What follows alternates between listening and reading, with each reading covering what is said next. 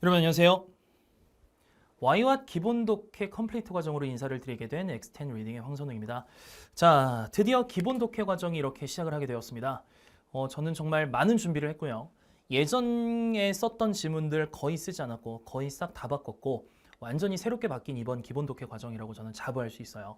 그만큼 지문을 선택하는데도 정말 많은 시간을 들였고요. 처음에는 한 300에서 400개 지문을 먼저 두고 그 중에서 일단 100개의 지문씩 계속 걸러내면서 꼭 필요한 지문만을 최대한 압축해서 담았습니다. 자, 일단 이번 강좌에 대한 전반적인 소개를 한번 해보도록 하죠. 자, 독해를 잘하기 위해서는 이 독해가 무엇인지에 대한 생각, 그 철학부터 제대로 담고 있어야 돼요. 독해란 글 읽기고요. 글을 읽는다는 건 절대적인 법칙이 있어요. 독해는 당연히 글을 읽는 법을 배우는 수업이고요. 글을 읽는 법을 통해서 여러분들은 짧든 길든 그 글을 정확하게 요약하고 정리할 수 있는 능력을 기르는 게 그게 바로 독해 수업의 본질입니다. 글 읽기 법칙이 제가 지금 있다라고 했는데 글 읽기 법칙이 당연히 있죠. 글쓰기 법칙이 있나요, 없나요? 글쓰기 법칙 있어요, 없어요? 있죠. 괜히 서론, 본론, 결론이라는 게 있겠어요? 그리고 글쓰기 법칙, 글을 잘 쓰는 법칙이라는 게 존재하지 않는다면 이 세상에 우리나라에 있는 그 수많은 논술학원과 논술 선생님들은 왜 존재하는 거죠? 글을 쓴다는 건 기본적인 원칙과 법칙이 있어요. 그러면 글을 쓰는데 원칙과 법칙이 있다는 얘기는 그 원칙과 법칙에 따라서 그 글을 읽었을 때 가장 그 글을 제대로 효율적으로 읽을 수 있다는 얘기 아닐까요? 원칙대로 법칙대로 썼으면 그 법칙대로 읽어줘야죠. 그래야지 필자가 전달하고자 하는 말을 가장 정확하게 논리정연하게 우리가 수용할 수 있지 않을까요? 글쓰기엔 절대 법칙이 존재하고요. 반드시 있습니다. 제가 말씀을 드릴 거예요. 그리고 우리는 그 글을 읽으면서 그 절대 법칙을 유연하게 적용을 해야 된다는 게 이게 바로 독해에서의 좀 특징이에요. 유연하게 적용해야 된다는 건 뭐냐면 하나의 글이 하나의 법칙만 가지고서 글을 쓰진 않아요. 여러 가지 법칙들 중에서 이 글에 맞는 법칙들이 각각 녹아들여져 있는 거거든요. 녹여져 있는 거거든요. 그럼 예를 들어서 어떤 글은 A 법칙과 C 법칙과 E 법칙, 어떤 글은 C 법칙, F 법칙, J 법칙, 어떤 글은 B 법칙, G 법칙, W 법칙이 적용이 돼 있다는 거예요. 그러니까 우리는 지문마다 우리가 적용해서 읽어야 할 법칙이 그때그때 굉장히 유동적이라는 거예요. 그러니까 하나의 법칙만 가지고서 덤볐다가는 나머지 법칙들을 유연하게 적용하지 못하면서 자꾸 독해 지문에서 하나만 맞고 하나는 틀리고 이런 현상이 나타나는 거죠. 그러면 처음에 쓰인 이 법칙을 딱 읽고 나서 여기에서 올바른 글의 방향성을 예측을 해야지만이 올바르게 C 법칙과 E 법칙도 우리가 적용할 수 있습니다. 마찬가지로 C 법칙과 B 법칙 문두에 처음으로 나온 이 법칙을 여러분들이 제대로 읽고 적용을 해야지만이 그 뒤에 이어지는 법칙들도 다른 법칙으로 세지 않고 제대로 된 법칙으로 우리가 유연하게 해석을 할 수가 있어요. 그래서 일단 하나의 글에는 여러 개의 절대 법칙이 있고 그 중에 어떤 법칙을 적용해서 읽어야 할지를 읽으면서 유연하게 적용을 해야 되기 때문에 그래서 독해가 어려운 거예요. 아니 애초에 시작부터 출제자가 이 글은 무슨 법칙 무슨 법칙대로 읽으세요 이렇게 제시하면 누가 못 읽어요. 근데 우리는 읽으면서 어떤 법칙이 적용되는지를 그때그때 상황에 따라서 판단을 해야 되기 때문에 그렇기 때문에 독해가 어려운 거라고요. 자, 어쨌든 이게 바로 기본적인 독해다라고 말씀을 드리고요. 자, 독해라고 하는 것은 그 본질을 알아야 되고 그 다음에 최근의 독해 경향이 어떤지도 알아야 돼요. 일단 제가 여기에다 only text라고 하고 저는 정말 텍스트를 신봉하는 사람이에요. 텍스트를 신봉하고요. 지문 속에 나와 있지 않은 텍스트는 저는 절대 신경 쓰지 않고 생각하지 않습니다. 텍스트 외적인 걸로 제가 지금까지 학생들한테 가르친 적이 단 한 번도 없어요. 자, 오직 우리는 텍스트만을 가지고서 그 텍스트를 가장 맛있게 요리해서 우리는 독해를 할 거거든요. 텍스트 외적인 얘기 제가 약속합니다. 절대 텍스트에 없는 말 여러분들한테 말하지 않을게요. 독해란 텍스트를요. 왜곡 없이 있는 그대로 우리가 수용하는 작업이 독해예요. 텍스트가 뭐예요? 필자의 말이죠. 필자의 말을 우리는 들어주는 입장이에요. 필자의 말을 듣는 거예요. 그러면 우리가 수능 영어 듣기 평가를 하는 예를 들어볼까요? 띵동 하면서 1번부터 듣기가 시작이 돼요. 그러면 여러분들은 어떻게 해요? 귀 쫑긋 세우죠. 귀 쫑긋 세우고 최대한 있는 그대로 들으려고 이렇게 막 인상 쓰면서 듣게 하지 않아요? 그리고 막 듣다가 뭐 톰과 제인이 막 대화를 한다면 듣다가 여러분들이 톰 별로야, 나빴어, 이런 식으로 막 여러분들의 주관적으로 톰을 막 욕하고 속으로 주관적인 판단을 여러분들이 대입시키나요? 예를 들어서 영어 듣기 평가에서 톰과 제인의 대화가 나오는데 톰이 갑작스럽게 일이 생겨서 제인과의 약속을 지키지 못하는 상황이야. 그러면 톰은 제인과의 약속을 못 지켰다. 이게 팩트지. 아, 톰 너무 못됐어. 아, 진짜 매너 없는 놈. 이렇게 우리가 대본에도 없는 걸 우리가 생각해서 톰을 판단하나요? 아니잖아요. 듣기 평가할 때는 왜 왜곡 없이 여러분들이 잘 들으려고 노력하시면서 독해할 때는 왜 자꾸 모른다고 자꾸 내 생각을 대입시키고 내 편견을 대입시키냐는 거죠. 독해는요, 눈으로 하는 듣기 평가예요. 필자가 전하고자 하는 정보랑 주장을 내 마음속에서 이해하고 내 마음속에서 공감하고 수용하는 공감하는 것이 아니라 필자가 전달하고자 하는 정보와 주장을 있는 그대로 그냥 들어주기만 하면 돼요. 이런 거죠. 무슨 말인지 모르겠는데 그래, 네 말이 무슨 말인지 모르겠고 그게 솔직히 공감까지는 안 돼. 하지만 어쨌든 네가 중요하다고 말하는 건 이렇다라는 거지? 알았어. 네가 주장한 건 어쨌든 이렇다라는 거잖아. 그러니까 그걸 내가 답으로 옮겨줄게. 이게 독해입니다. 그래서 필자와 출제자는요, 수험생한테 이해와 공감을 요구하지 않아요. 필자가 누군지도 모르고 원문의 출처도 모르는 상황에서 애초에 이 글을 누가 썼는지도 모르고 어디에서 발췌가 됐는지도 모르는 상황에서 어떻게 우리가 필자의 글에 공감할 수 있죠? 국적도 다르고 사상도 다르고 나이대도 다르고 어떤 사람인지도 모르는데 어떻게 텍스트를 보고 이 사람한테 공감할 수 있냐고요. 안 됩니다. 그리고 애초에 글 전체 중에 일부를 발췌한 상황에서 그 발췌된 텍스트를 완벽하게 이해한다? 그것 또한 불가능해요. 우리한테 익숙한 내용이 나온다는 걸 우리가 이해한다라고 그걸 착각해서는 안 된다는 얘기입니다. 그러니까요, 우리는 독해의 본질이 이렇다라는 거 하는 거. 우리가 철저하게 텍스트만을 보고 그 텍스트를 기반으로 필자가 하는 말을 잘 듣고 이해를 못해도 그걸 잘 듣고 그걸 답으로 옮기는 과정을 연습하는 거. 그게 바로 독해의 본질이라고요. 즉 글을 제대로 읽어야 된다는 얘기죠. 제대로 읽으려면, 즉 필자가 하는 얘기를 왜곡 없이 제대로 들으려면 제가 좀 전에도 말씀드렸던 그 독해의 절대 법칙이라고 하는 것부터 우리가 배워야 되겠습니다. 그래서 이 강좌는 여러분들한테 글 읽기 절대 법칙을 알려드리고 그걸 지문 속에 녹일 수 있는 법을 알려드리는 강좌가 이 강좌예요. 자, 그러면 올바른 독해의 강의 기준의 설명을 좀 드려볼 텐데요. 지금 이 OT 시간은 여러분들한테 독해가 뭐다라고 알려드리는 그런 시간이기도 하지만 제가 딱 이렇게 선서를 하는 시간이기도 해요. 저는 여러분들 앞에서 절대 이렇게 강의하지 않고 오로지 이렇게 강의를 준비해서 양질의 강의를 제공할 것을 선서합니다 라고 하는 시간이기도 합니다. 그래서 제가 절대로 하지 않는 수업, 그리고 반드시 여러분들한테 보여드릴 수업을 구분해서 설명을 좀 드려볼게요. 자, 먼저 지문을 우리가 이제 제가 수업 준비를 해야 되잖아요. 이제 우리 강의 준비해야 되겠다, 수업 준비해야 되겠다 하잖아요. 그러면 지문을 일반적으로 미리 읽고 해석이나 정답도 쓱 전반적으로 본 다음에 이런 글이구나. 이렇게 해서 이렇게 답인 글이네. 이걸 어떻게 수업 준비를 하지? 라고 하는 거 절대 저 하지 않겠습니다. 미리 지문을 읽고 해석을 보고 정답을 본 상태에서 그걸 어떻게 쉽게 가르치지?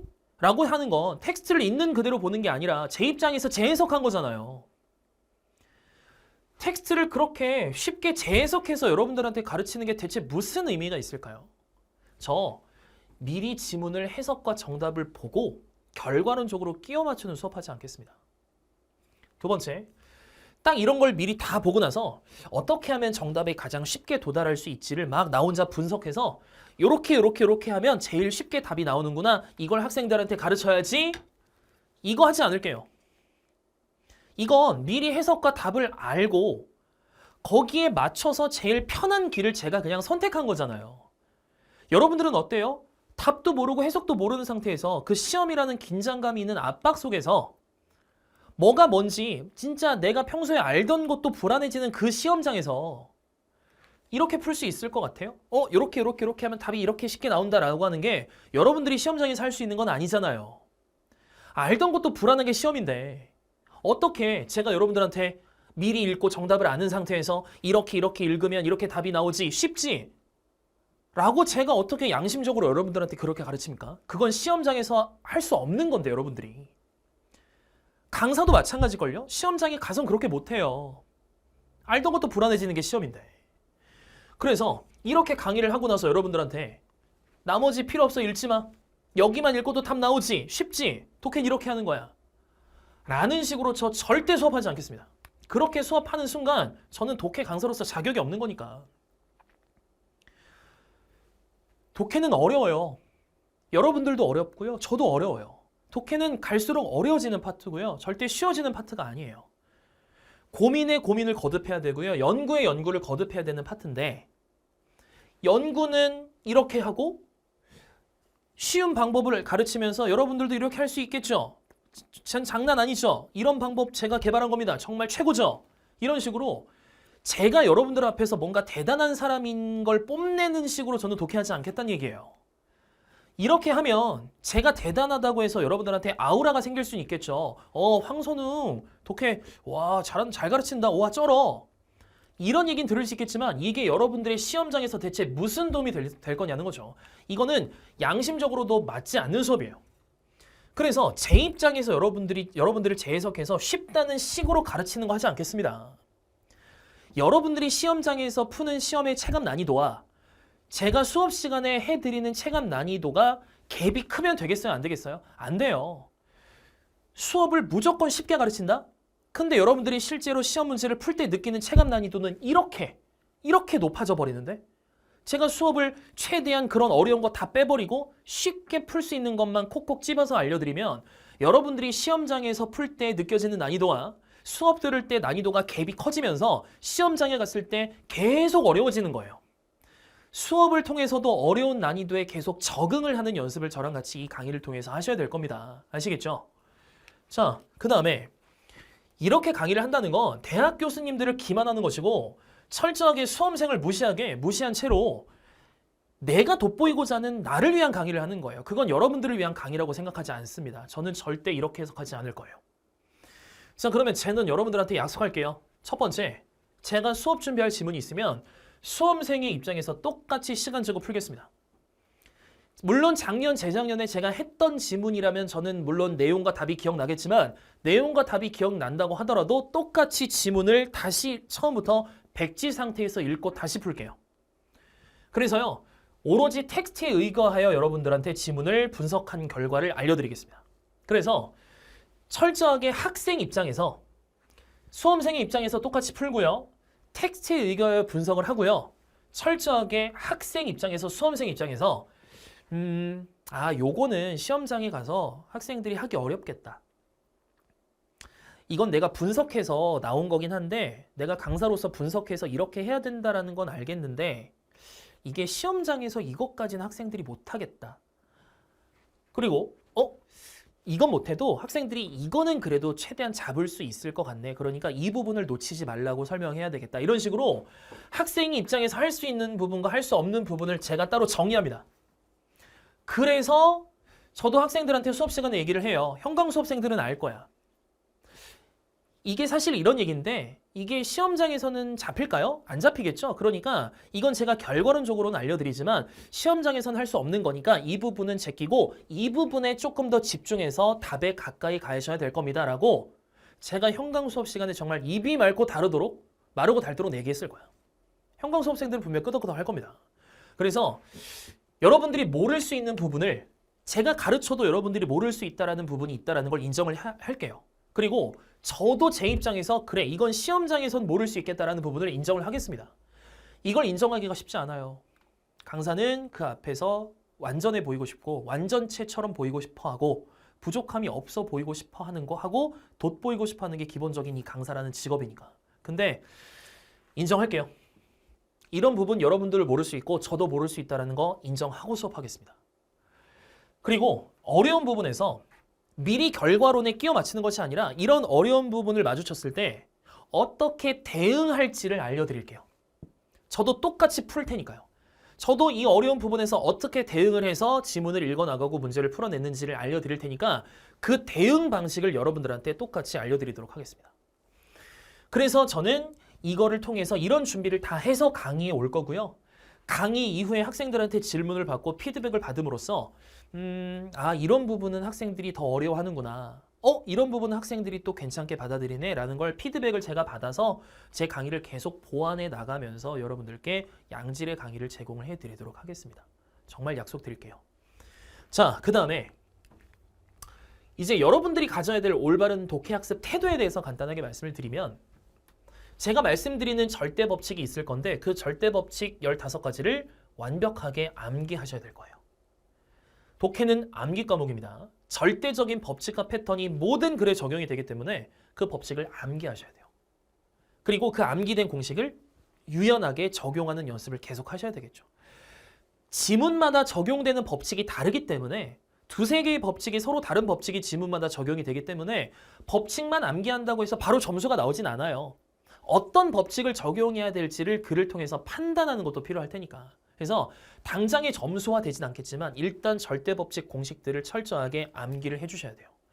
그리고 제가 알려드리는 예습 방법 올려드릴 거거든요. 독해 예습 철저히 하세요. 독해는 예습이 진짜 다예요. 예습을 철저히 해야 수업을 통해서 내가 저걸 몰랐구나라는 것을 깨닫고 그 부족한 부분을 깨달아야 그 부분을 집중적으로 보완할 수 있어요. 그래야지 독해력이 늘어납니다. 예습 안 한 상태로 그냥 이렇게 듣기만 하면 여러분들이 뭐가 부족한지를 캐치할 수가 없어요. 왜냐? 제 수업은 그냥 당연한 얘기를 하는 것처럼 보일 테니까요. 그래서 철저하게 예습하시고요. 절대 눈으로 하는 독해 저는 용납할 수 없어요. 표시하고 필기하시면서 글 읽으세요. 왜냐? 머리로만 기억하는 독해는 불가능해요. 읽다가 보면 무조건 내가 앞에서 기억했던 내용이 뒤틀리거나 왜곡되게 돼 있어요. 그렇기 때문에 반드시 표시 및 필기하시면서 글 읽기 하시고요. 모르는 내용이 나왔다고 해서 모르면 모르는 대로 텍스트 그대로 받아들여야지 그걸 모른다고 해서 내 입장에서 재해석하는 거 최대한 지양하셔야 되겠습니다. 그 다음에 이해가 되지 않아도 있는 그대로 텍스트 그대로 수용하는 태도. 그걸 여러분들이 갖고 계셔야 되고요. 절대 의식의 흐름대로 읽지 마시고요. 글의 앞부분 꼼꼼히 읽으면서 필기하시면서 논리적으로 자꾸 생각하려는 연습을 하셔야 될 거예요.